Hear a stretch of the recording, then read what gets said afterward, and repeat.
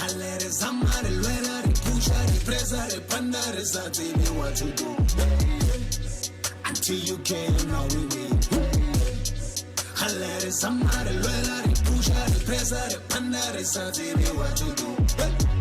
Hi everybody, my name is Nomstar Nomstar Ep18.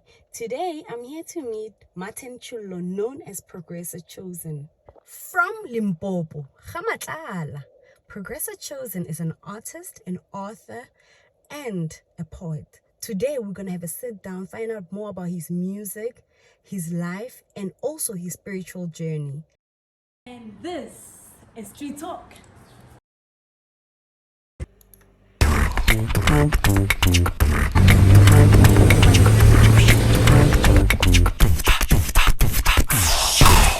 Hi everybody, my name is Nomstar Ep18, and today Kinale Progressa.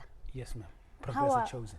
Progressa? Chosen. Chosen. Yes. Welcome. I really appreciate this moment, and I just want to say hello to everybody wherever they are. Oh man. So Progressa Chosen. I know a lot of people are thinking, "Okay, ma'am, Progressa Chosen." Yes. So who is Progressa Chosen? What is your real name? Progressa Chosen is Martin Putichulo. I was born in Polokwane, Limpopo. Okay. Fontaine GAMATLALA, representing the Pedi Nation. Okay. So I come from Polokwane. I'm now working here in Pretoria. So I'm a musician. Okay. I'm a poet. I'm an author. How? Okay. Wow. Yeah, I'm also a presenter in some cases. Yes. Wow. So that's the gift God has given. So that's who I am. So wow. The name Progressa Chosen was given by my friends at school when we were giving each other nicknames. Yeah. In fact, they never had a better nickname to give me. So I said my name is Progressa because I progress in everything that I do. I make sure that I become successful in everything that I happen to touch. Amen. Yes, so you put a name to bless yourself. Yes. That's amazing. And Chosen comes from Cholo. Okay. My surname is Cholo. So Chosen means Cholo, saved, emancipated, and new. Saved, emancipated, and new. Oh, okay. Chosen, yes. Wow. Because when the grace came, it was bad in the olden days until God came to my rescue, until I even realized that I can do all this. Emma Bale, you know, God came to your rescue. Yes. I think this is quite interesting. What were you rescued from? I was cannabis psychotic. I was one time admitted in a psychotic hospital. Whereby, because I was abusing drugs in a way. So through my abuse of drugs, it happened that I became psychotic to the point that I had to be admitted. And I was admitted to the very sad part about it is that I dropped out of school. From university, I had to drop out due to the issue of being financially unstable and also being introduced into drugs. So from there, I got a job as a soldier. When I was admitted in a psychotic hospital, that was when I was getting a new opportunity to go and become promoted into the defense force. So that's when I got cannabis psychotic and I was admitted. Then I had to go back home to start afresh. Sure. So I'm blown. Yes. And you are clean. So this thing happens. People get clean. People get clean. Like I was somehow depressed because when I lost my job in 2013, I became stressed and I went into drugs. Going into drugs was just a depression that was on me. So I thought drugs could help, only to realize that drugs were pushing me into the deep ditch where it only took the grace of God to be where I am. Sure. And just to find out your background a little bit, what were you studying before you got introduced to drugs, and what type of a job were you then that left you with such depression? Did you have like a certain lifestyle or? I was studying journalism. Oh. So in my I really am a media person, as you can see. Yes. So quitting or coming out of or dropping out of journalism deeply hurt me a lot. I really needed to be there. You can imagine, for the whole year I was squatting. I didn't have place to stay. I was only getting 350 a month. You can imagine. I was already smoking. You can imagine the situation. It was very terrible. So my dropping out was to go and try to make money so that I can come back and work. Then I became a soldier. What stressed me was the fact that I lost my soldiering job. You know, when you are a soldier, things are coming amazing. The problem is this MSDS that the Department of Defense is using right now. I was committed, doing everything as best, making sure that everything goes as amazing, but only to realize that after 2 years, they say you no longer qualify. That's the painful thing ever. You have dedicated your life to the defense, then automatically the contract gets to be terminated. Sure. And then you got yourself into drugs. What sort of drugs are you talking about? I smoked dacha to the point that I ended up joining a gang that was smoking all this nyaope and other drugs. You went to nyaope as well? Yebo. I never thought people can leave that. It's possible. I've realized that it's a matter of being admitted to the new path. There's a new path most people don't want to take. You see, the path of salvation is a boring path in a way, and it's a bad spoken way, in a manner that pastors are robbing people, these things are happening. So many people are demoralized to take the path because there are so many things being spoken about it. But to me, I avoided all those sayings and said, this is the path I should try, because I've been traditional all along, all my life. My granny was a traditional healer. We've been performing all these rituals until the time I got to understand, no man, why can't I try Christ and see what's gonna come about? Most amazingly, it came amazing. Here I am. I wrote my 2 books. You wrote books? Yes. Okay. There is a one. This one is the first one. Okay. In this book, I call it First Fruits. It has nothing to do with money. Okay. First Fruits, it derives from honoring the legends that had impact in my spiritual growth. These are the sermons that transformed me from the time I came from a mental hospital. When I came back and said, no, let me try Christ. Those are the sermons that I was experiencing. I'm a writer, like I'm a journalist. Whenever I'm listening to a pastor teaching, I write down everything. So sometime when things came all right, God said, why don't you use these sermons that helped you to be the person that you are today? So that you can, if somebody touches this book, I know, or whoever is going through drugs problems, depression problems, wanting to give up because of financial situations, if somebody can touch this book, they will be as transformed as I am, because I cannot boast about anything else except what is written in here as what transformed me. So God transformed you? Completely. By his servants, the very same servants that many people are saying they are stealing from people, but their words came in me as the light, and here I am. Only Limpopo legends I wrote in here. The people from Limpopo. Yes, not necessarily them alone. Yes. I even attended to churches such as Potchefstroom, Gauteng, but when I wrote, God said, honor the Limpopo legends, just to honor them, because that's where you come from, just to break through into first fruits. You wrote this book? Yes. Sure. There are copies being sold. This is amazing. Yes. And when did you write this book? That book came about in 2020. 2020. Yeah, during the COVID issues. That's when God brought it in me. I know the situation is tough, but do this for me. And to be honest, until now, it never made me the money that I expected it to make for me. Because whenever God tells you something, you get to think, if God speaks, then obviously I'm going to get fruits. No, I think God has a plan about it. He knows what he intends to do about it. Because something came to me the other time about the issue of making money before maturity. Yes. There is a deep problem in that. Many people are rushing to be successful early. Making money before maturity. Yes. Many people are rushing to make money. Sometimes there is a level of amount of money that can be heavy for you to handle. And it might even end up destroying you. So sometimes God holds it back, just so he matures you to be the person he wants you to be before you become as profitable as you have to be to other people. So you're still saying God is still busy with you. Wow, mold. Automatically. Yo. But now, if you're writing a book and you don't have any finances, then how did you then get to this part? If you don't want to picture on the book and how did you then finance this book? I think when destiny help is something that will always avail relevant people that should be there for you. This book was edited by Derek Makola, his Universal Press publisher, but his publishing company is not big. I went to him and said, man, I have a book that I need to write. He said, what is it all about? Send it to me. Let me check it.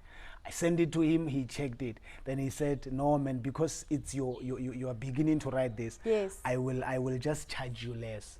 And you can even pay me by installments.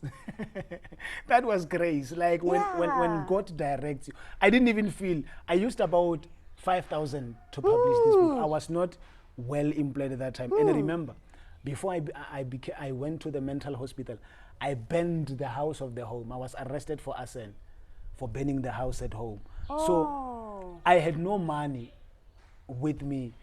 The money that I had to at least try to fix my house at home for what I have made. But God made it a point that I come about with the book out of no budget. By the grace it happened. So grace took you out and it still directed you and made sure, Hori, you are still equipped to get where you are going. Yes. With or without anyone's help. Yes. Yes. Even in this book, it's about 45 pastors. Yeah. I published the book. After publishing the book, I even went to give all the pastors one book. Every pastor that I wrote in here, without even demanding anything from them. It was just a matter of showing them, guys, you planted a very special seed in my life. Can I just give you this book so you read it? And this book was supposed to be sold by those pastors as their way to do fundraising. Yeah. They just, I don't know if maybe it's still God's time, or they never wanted to listen to the idea I had about the book. Because I told them already, on every book, if you print it yourself, you can just give me 10 rand for every book that you... Or I was demanding nothing from them. It was just a matter of being generous to them and say, let's make this book fill the entire world through your disciples. Sure. I did not expect this story that I'm covering up with you, Honabeno. Now, I was trying to interview Progressa Chosen as a singer. But I did not know that you're coming through such a long path of life. So then, Nabenu, I'm just trying to understand. Let's say there's a mother and there's a young man who's saying, you know, Progressa, what you have done to your life, I want it for me. Yes. What would you then say? Because I understand you wrote a book. When did you get that touch, Yamudi woman, that touch that said, turn around? When I was arrested, fortunately I just got a Bible. So in a jail cell. There was you a found Bible it there? that, yes, people were using it to smoke. It was in tatters. Like it was in a very bad way. But I took that Bible and just started going through it, reading it, because there was nothing I could do. I'm a poet. I was trying to write poems. I didn't have enough space to write my poems. Yes. But most of my poems came out that time. You know, most of our parents, what kills us as their children is that whenever we do wrong, they protect us where they shouldn't protect us. They are there are some part. If your child is naughty, it is only that naughtiness that will give him the direction God has for him. So the parents intervene where they shouldn't intervene. When a child deserves to be arrested, no matter how bad that is, let that child go and feel the pain of that arrest. Through that, that's where they are going to realize who they are. That's where they are going to know what they are called to do. That's where they will know, or my mom doesn't have my back. When a child gets to the point where he or she thinks my mom doesn't have my back, that's where God now intervenes. Yeah. Okay. I know that a lot of parents are I can imagine. I'm like, on a Bailey. Yes, it's painful, very Yeah. painful. But they have to allow that pain. It's like Jesus Christ when he was on the cross. Yes. I think Mary had ways that she could try Yeah. to rescue his child. But what I loved about Christ before he started the ministry, Mary goes to Christ. That was to tell her mother, Emana, stop doing that. Because when he had to turn water into wine, when he comes and say the wine is finished, he say, Mommy, leave me alone. Yeah. My time has not yet come. That was to demonstrate to her, or Mama, please don't interfere in who I am prepared to become on this earth. You were the direction to bring me on earth, Yes. but you are not who I need to be where I should be. You can pay for me some things. Yes. You can help me there and there, but there are Yes. some things that you should at least stay out of for a moment so that I can become the person that I should become. So, wabala Bible. So you went on reading the Bible, and then when did the Bible start speaking to you? When this other prophet of Apostolic Church came in, Okay. this guy can't read. Yeah. But when he got in, he said, can you open this scripture and read it for me? Then I opened it, and then John 3 verse 16, I read it for him. John 3 verse 16. Yes, Okay. I read it for him, then he started explaining everything. Mind you, this guy is the apostolic, you know, the apostolic Yeah. church, the one of Meropa. Yes. He was in the prison because he was doing house breakings, but he was spiritually gifted. Yes. Started prophesying and telling me all those spiritual things. But I, in my mind, I had a concept there, Emon, when you come out of here, we are going to open a church. I will read the Bible for you and also when interpret for you, yes. and then we'll make money. That was my So okay. Then Yeah. he just said, no, when I come out, I will call you. I even left him with my phone number. Yeah. My mom's numbers, for in any case, my phone, I couldn't get it. When was That was Yeah. all in my mind because of how we know the church has been spoken Yes. about all those years. Yes. Unfortunately or fortunately, the guy never called. Yeah. The guy never called. Then I remembered my spiritual mother from grade 3. I got saved in grade 3. Oh. That is one thing that I think has always, that was my anointing time. Yes. That was when David was anointed by Samuel. You know, you get anointed at a young age, then you walk the path until you come to the point where when something wrong happens, the only thing you can think about is Jesus. Sure. The only thing you can think about is Jesus. sure. Then you come to, when you come across somebody, he opens for you John 3 verse 16, just to instill it in you so you can remember it. What does it say, John 3 verse 16? For God so loved Yes. the world Yeah. that he gave. The importance of loving is only seen in the level of your giving. Sure. Yes. So God loved us unconditionally to the point that as dirty as we were, he said, Norman, let me give you my son, so that by believing in him, your life will be transformed. Yes. And I don't want to lie. As much as I have spoken of where I come from, Yes. I can prove that Christ is able. Sure. Through my life, Christ is able. very able. Hallelujah. Yes. I even got to the point that I got married. You can see already, these were all miraculous things. Yeah. I'm still a reserve soldier. I'm not working permanently, but I was Yes. able to get married because when God commands it, he supports it. He even provides for it. When God says yes, Nobody can say no. no. Even no situation. Sure. I can imagine Hore, the changes in your family.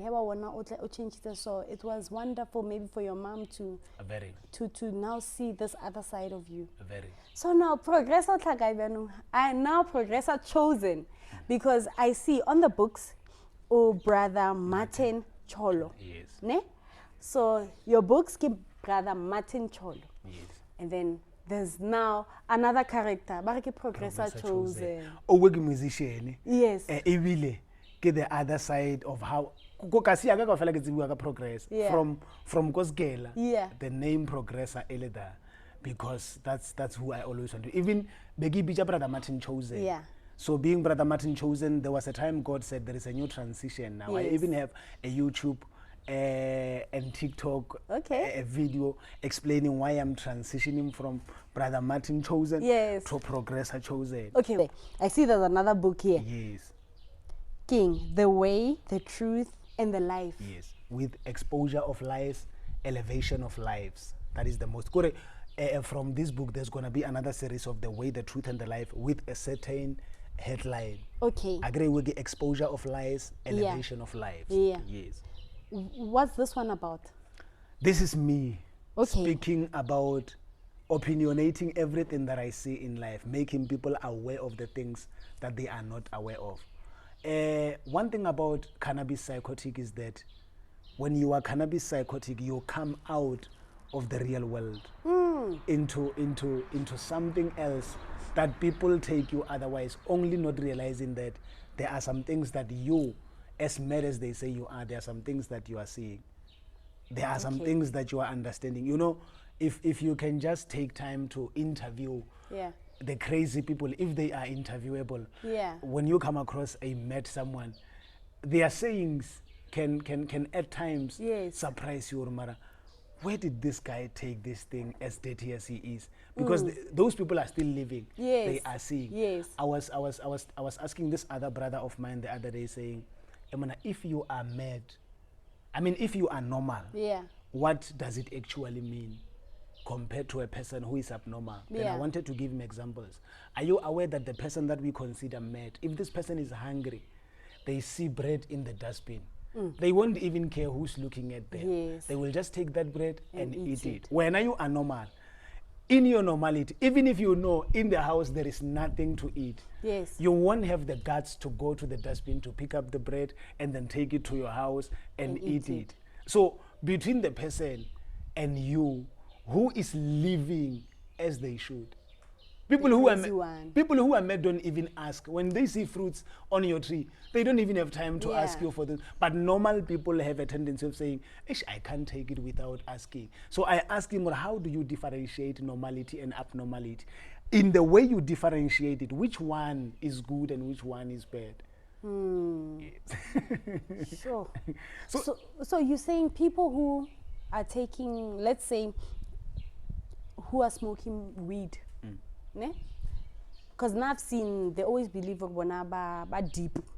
They go into deep thoughts. What is the reason of that? Do you think, because I'm still puzzled with that. You know, there is a level of spirituality that weed takes a person. I smoked weed like crazily. Weed is a spiritual connection herb. But the problem is, if you don't know the secrets about weed, you are just smoking it to be where you think you are. The problem may arise. People may even use your mental capacity on that level. Because there are people who are using weed for their right reason of purpose. Those people can be able to use your mind, do whatever they want to. Because when I was in Cape Town, as I was smoking, I could hear people from home shouting, calling me back home, or Remana, you don't deserve to be there, because that's where I was going to get my promotion. Yes, when I was on that situation, I could hear them, or they just after smoking, I hear the shoutings. Serious, it's real madness, but it's spiritually connected. If you are not spiritually alert, you will be mad automatically. That will be madness, because you will start being like you are hallucinating. You are you are seeing things that are not there. You are hearing things that are not even being spoken. But honestly speaking, in most cases, those things are being spoken in you, in the spiritual capacity. Because witchcraft is, do you believe in it? No. But do you believe that some other people... I believe people practice it. Yes. In the practice, there is a level where weed can take you, and then that witchcraft which other people practices can be able to affect you. So I usually tell people, already, do not just do things that you are not even aware of, especially weed. I advise people to stay away from ganja, because ganja is very deep. That's why in the olden days, young people were not smoking weed. Only old people were those that were smoking weed, because there is so much associated with weed.